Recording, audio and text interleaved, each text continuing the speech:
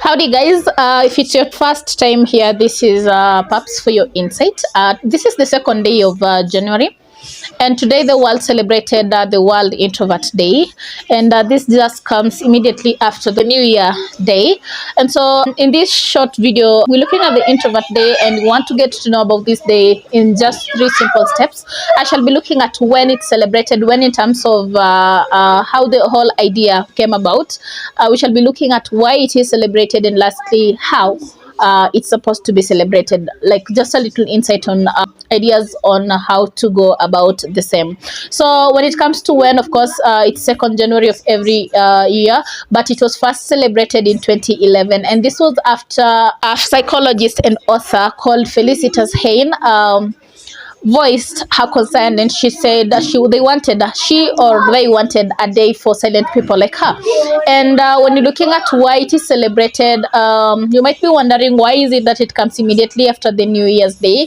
It's been a really tough time for the festive season for the introverts, having to meet a lot of people, trying to keep up a smile for all those people around. It's been a lot, honestly. And so this is just a time for them to recharge their energies after the holiday season.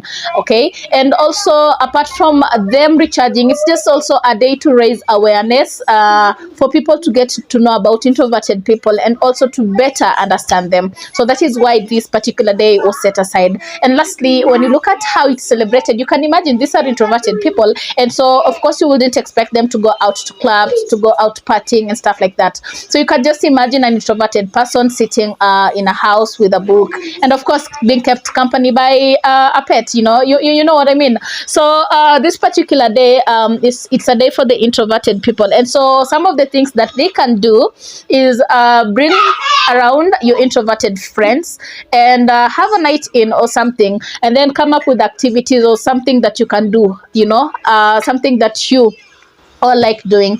Also, you can treat yourself to a good book, a good movie. You can go out to dinner.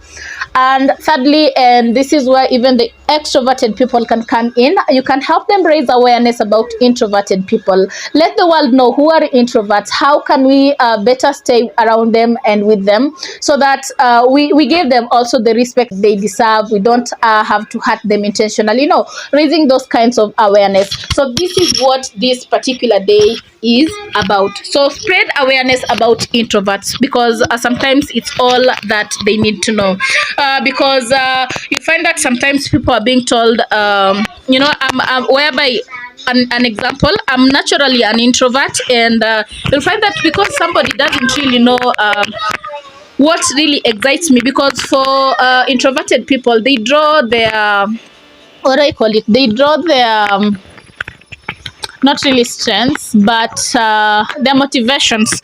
They get their motivations internally rather than externally.